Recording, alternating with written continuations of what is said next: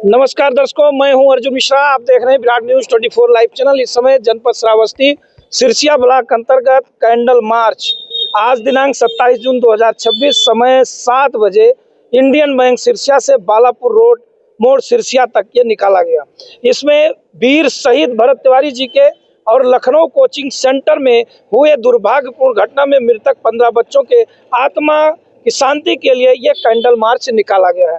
और इस candle march में सभी सम्मानित नागरिक निवेदन करते हैं, जैसा कि हमारे साथ यहाँ पर मौजूद हैं हिंदू राष्ट्रीय आर्मी के राष्ट्रीय अध्यक्ष प्रेम नारायण पांडे जी और श्रीवास्तव जी जिला अध्यक्ष हैं सबल आर्मी के। और भैया आप लोग परिचय भी दे दीजिएगा, जानकारी है नहीं आप लोगों से, तो इन लोगों से थोड़ा जानकारी लिया जाएगा कि जैसा कि राष्ट्रीय अध्यक्ष से जानकारी लेंगे। अभी नई अपडेट आई है, आप लोगों को सुना होगा कि भरत तिवारी के भाई को वहां के पुलिस अधीक्षक के द्वारा धमकी दी जा रही है। ऐसे में अब आप लोग इस मामले को कहां तक देखेंगे? देखिए, सबसे पहले तो मैं इस हिटलरशाही सरकार और परमपिता परमेश्वर से यह निवेदन करना चाहूँगा कि जो हिटलरशाही दो गांधी जी मरवाए थे सरदार भगत सिंह जी को, और भरत तिवारी जी को ही गुजरातियों ने मरवाया। मेन सबसे बड़ी रोल तो उन्हीं लोगों का है। जो भी समाज के लिए आवाज़ उठाएगा, भ्रष्टाचार के खिलाफ आवाज़ उठाएगा, गरीब दबे कुचले लोगों का न्यायिक लड़ाई लड़ेगा, उसका या तो फेक इनकाउंटर करवा दिया जाएगा या किसी गंभीर मुकदमे में फंसा कर जेल में डाल दिया जाएगा। तो सबसे पहले ईश्वर उन सभी लोगों को सद्बुद्धि दें और यह मान लीजिए कि जीते जी उनके आत्मा को शांति दें, ताकि किसी भी जात विशेष या धर्म विशेष के लोगों को प्रताड़ित ना कर सके। धर्म विशेष के लोगों को, जैसा कि जिला अध्यक्ष जी, बार बार धमकियां वहां दी जा रही हैं, आप लोगों ने तमाम सोशल मीडिया के माध्यम से देखा। ऐसे में क्या कहेंगे, कैसे इसको लड़ेंगे, ये लड़ाई कहां तक जाएगी? सर्वप्रथम आप सभी मीडिया बंधुओं को बहुत बहुत धन्यवाद। आप लोगों के वजह से आज ये मामला इस स्तर पर पहुंच गया है। जो कि वहाँ के प्रशासन, वहाँ की सरकारें दबाना चाहती थी, वो इनकाउंटर साबित करना चाहती थी फर्जी तरीके से। और मैं एक बात आपको स्पष्ट रूप से बता देना चाहता हूँ। मेरे राष्ट्रीय अध्यक्ष वहाँ गए हुए थे 24 जून को। उन्होंने स्पष्ट रूप से महापंचायत में बोला है कि अगर जरूरत पड़ी भरत तिवारी जी के लिए तो हम पूरे भारत से लोगों को इकट्ठा करने का काम करेंगे बिहार में। उसके जिम्मेदार वहाँ का प्रशासन होगा, वहाँ की सरकारें होंगी। और वो एसपी महोदय स्पष्ट सुन लें, अगर मेरी आवाज़ उन तक पहुँचती है, कि वो बहुत ज़्यादा उसमें ना रहें, ईगो में। अगर गलती की है तो गलती एक्सेप्ट करें कि हम गलती किए हैं और उसकी सजा भोग लें तो ज़्यादा सही है। क्योंकि अब लोग समझ चुके हैं, यहाँ की जनता समझ चुकी है, और जनता भरत तिवारी जी के लिए आवाज़ उठा रही है। एक आम आदमी उठा रहा है आवाज़।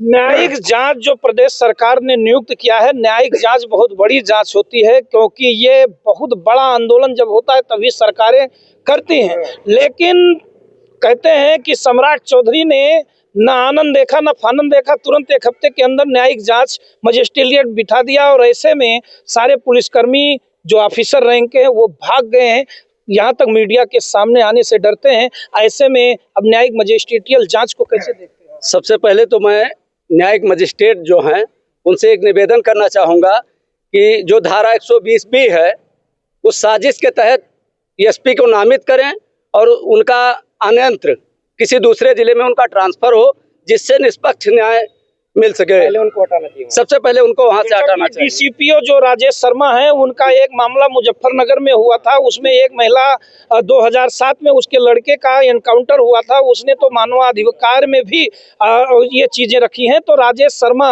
जो पूरी तरह से पुलिस की वर्दी का, जैसे कि आपने देखा साउथ की मूवी लोग देखते हैं तमाम पुलिस वाले, उसका नाजायज फायदा उठाकर क्या उसी एनकाउंटर को यहाँ दोहराने का प्रयास? जी बिल्कुल बिल्कुल। अगर साक्ष्य है, इस तरीके के इल्जाम उनके ऊपर लगे हैं, बगैर साक्ष्य, मुकदमा चल रहा है, बगैर साक्ष्य का कोई कहेगा नहीं, तो उनको भी और एसपी साहब को भी वहां से हटाना चाहिए। मैं बताता हूँ जी। हाँ जी बताइए। मैं बता दूं, उनके ऊपर के अधिकारियों सत्ता पक्ष का हाथ है। आपको बता दूं, ये नियम है। इनका प्रमोशन कैसे होता है? जब ये कार्मिक विभाग का ये नियम है कि अगर आपके पास कोई इंक्वायरी बैठी हुई है तो आपका कोई प्रमोशन नहीं हो सकता, आपका कोई इंक्रीमेंट नहीं हो सकता। लेकिन उनका प्रमोशन भी किया गया, इंक्रीमेंट किया गया, उनको प्रभार भी दिया गया। तो कहने के अच्छा, उनके सत्ता पर से अच्छा जांच भी हुआ था, उसने क्लीन चिट दिया था। अभी भी उसमें कुछ मामले चल रहे हैं, जैसा सुनने में आया है। अभी वो एकदम से स्पष्ट नहीं हुआ है। अभी उसमें वो मामला जो 2007 वाला है वो विचाराधीन है, उसमें जांच चल रही है। लेकिन सत्ता पक्ष और प्रशासन में उनके अच्छे खासे लोग हैं तो उनको प्रमोशन मिल रहा है। और आप बताइए, जो एसटीएफ होती है वो स्टेट लेवल टास्क फोर्स होती है, जिसपे डीजीपी का या उच्च अधिकारियों का उन पे दबाव होता है। और जो इनकाउंटर में लोग शामिल थे उनमें एसटीएफ के लोग भी थे।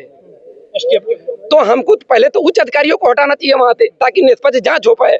और जो न्यायिक कमेटी बनेगी उसको मैंने पहले भी बोला है अपने स्टेटमेंट में कि हम उस कमेटी से संतुष्ट नहीं है, क्योंकि अगर आप ही अपराधी हैं, आप भी कोई न्यायिक कमेटी बनाते हैं तो वो निष्पक्ष जांच नहीं कर सकती। उसके लिए सुप्रीम कोर्ट निर्धारित करे, सुप्रीम कोर्ट एक कमेटी गठित करे और वो जांच करे, उस जांच से हम लोग संतुष्ट होंगे। अच्छा, 15 बच्चों की जो मौत हुई दर्दनाक, वो सबने देखा और इतना भीषण वो हादसा था लखनऊ में। ऐसे में एक वीडियो वायरल होता है जिसमें आप सभी लोगों ने देखा है। वो महिला कहती है कि हम भाजपा समर्थक हैं, और भाजपा समर्थक होने के नाते तमाम, आपने देखा अखिलेश यादव ने भी उस पुट को डाला है, राहुल गांधी जी ने भी उस पुट को डाला है, सब लोगों ने डाला है कि उसमें कहा जाता है कि आप जो है ज़्यादा भाषण मत दीजिए। और बहुत बड़े, अब आप समझ लीजिए, मुखिया ने कहा है। ऐसे में इसको कैसे आप देखते हैं? देखिए, जो प्राकृतिक आपदा है या कहीं भी भीषण दुर्घटना होती है या अग्निकांड होता है, तो उसमें चाहे सपा का कार्यकर्ता हो, चाहे बसपा का कार्यकर्ता हो, चाहे भाजपा का कार्यकर्ता हो, जब आपदा आती है तो किसी को यह नहीं देखती है कि आपके बच्चे हैं, हमारे बच्चे हैं या किसी उच्च अधिकारी के बच्चे हैं। तो वो एक बहुत दुर्भाग्यपूर्ण घटना थी, अग्निकांड था, उसमें किसी को दोषी ठहराना। महिला ये कह रही थी कि ये घटना जो हुआ, हम भाजपा के समर्थक थे, हमें न्याय चाहिए। और वो भी प्रदेश के मुखिया से कह रही है। प्रदेश के मुखिया कह रहे हैं भाषण मत दीजिए। वो भी काट दिया गया उस स्क्रिप्ट को, लेकिन कुछ लोग उस स्क्रिप्ट को आज भी वायरल चल रहा है। तो अगर वो न्याय मांग रहे हैं तो उसको न्यायिक जांच बैठाना चाहिए, न्याय होना चाहिए।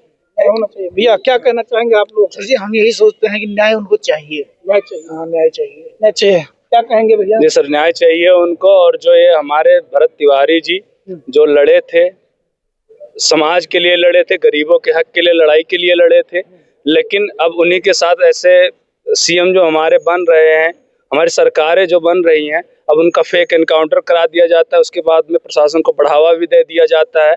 ऐसे में हमने बहुत जगह देखा है कि अगर कोई भी गरीबों के खिलाफ कोई भी आवाज़ उठाता है तो उसका एनकाउंटर क्लियर है, उसका एनकाउंटर कर दिया जाता है। अब अभी देखिए, जैसे भरत तिवारी का था, उन्होंने ना किसी का वो किया था, ना कोई गुंडा थे, ना माफिया थे, वो चोरों के खिलाफ ही तो लड़ रहे थे, लेकिन भ्रष्टाचार सिस्टम के खिलाफ, भ्रष्टाचार के सिस्टम के खिलाफ ही लड़ रहे थे, लेकिन उनका एनकाउंटर फेक एनकाउंटर करवा दिया गया। उनके भाई को भी धमकी दी जा रही है, प्रशासन द्वारा भाई को धमकी भी दी जा रही है कि अब आप आगे मत बढ़िए, क्योंकि उनके ऊपर भी आपदा आ सकती है, क्योंकि उनका प्रमोशन भी रुक सकता है। तो बस यही कहना चाहूँगा कि इनको न्याय चाहिए, और हमारे प्रदेश के मुखिया वो देखें इसको कि बिहार में क्या चल रहा है। और हमारे भी बहुत सरकार, जो हमारी सरकारें बनी हैं, हम बनाते, हम यहाँ से बना के भेजते हैं सरकार को, तो वो हमारी आवाज़ आगे तक उठाए। हम बस यही हमारी रिक्वेस्ट है। जैसा कि बहुत दिनों के बाद अभी एक प्रोग्राम ने सम्राट चौधरी ने अपनी चुप्पी तोड़ते हुए कहा कि जो दोषी है और उसको सजा जरूर मिलेगा, दोषियों को छोड़ा नहीं जाएगा। ऐसे में सम्राट चौधरी को कैसे देखते हैं? देखिए, वो एक बड़े प्रदेश के मुखिया हैं, लेकिन उनके ऊपर खुद के 9-9, 10-10 मुकदमे चल रहे हैं, जो कत्ल के मुकदमे हैं। तो ऐसे मुखियाओं से क्या उम्मीद किया जा सकता है, जब राजा ही लगता है कि इसको बदला जा सकता है? जी, बिल्कुल बिल्कुल। सीबीआई जांच से नीचे अगर कोई भी जांच करेगी तो न्यायिक जांच क्या है, सरकारें हैं। इतना सपोर्ट होने के बावजूद भरत भूषण तिवारी के भाई को अब देखिए, 16 तारीख को जो राजेश मालाकार थे उनको सस्पेंड कर दिया जाता है। इनकाउंटर के समय वो ड्यूटी पर होते हैं, तो कहीं ना कहीं इसमें सरकारें और जो उच्च अधिकारी हैं वो उसमें इन्वॉल्व हैं। राजेश जो मालाकर हैं, उनको किसने व्हाट्सएप किया था, ये जानकारी मिली आपको अभी तक? जैसा कि कह रहे थे खुलासा किया जाएगा, कहाँ का कॉल आया? ये तो मुझे जानकारी नहीं है, लेकिन आया था और खुलासा करने की बात हो रही है उनको। अभी खुलासा हो जाए तो पता चल जाएगा बाहर। देखिए, सबसे मोबाइल जो भरत तिवारी जी का मोबाइल है, उनकी अंतिम इच्छा यह थी कि हमारी मोबाइल सकुशल हमारे परिवार को दिया जाए, लेकिन अभी नहीं दिया। मोबाइल पूरे बिहार प्रशासन के द्वारा अभी तक नहीं दिया गया है। अगर दिया भी जाएगा तो उसमें जितने भी सिस्टम है उसे फॉरवर्ड करवाने के बाद दिया जाएगा।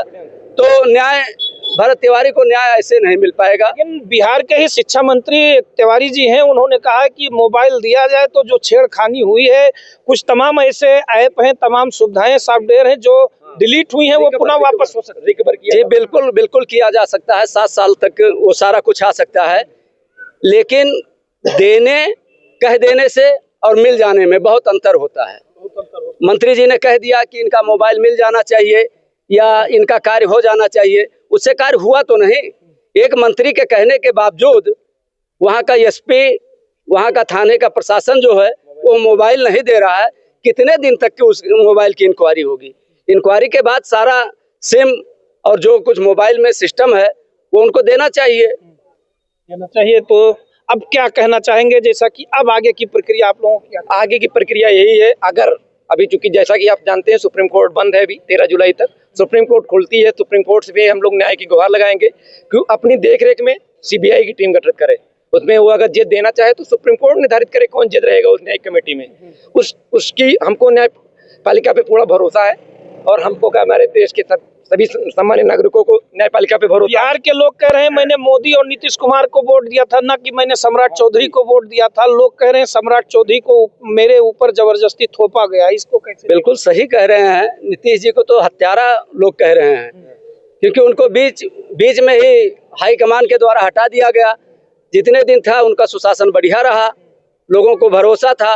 नोट तो वास्तविक में मोदी जी के नाम पर और नीतीश कुमार के नाम पर मिला, लेकिन कुर्सी की जो मलाई है वो चाट रहे हैं सम्राट चौधरी जी, तो 7वीं फेल हैं।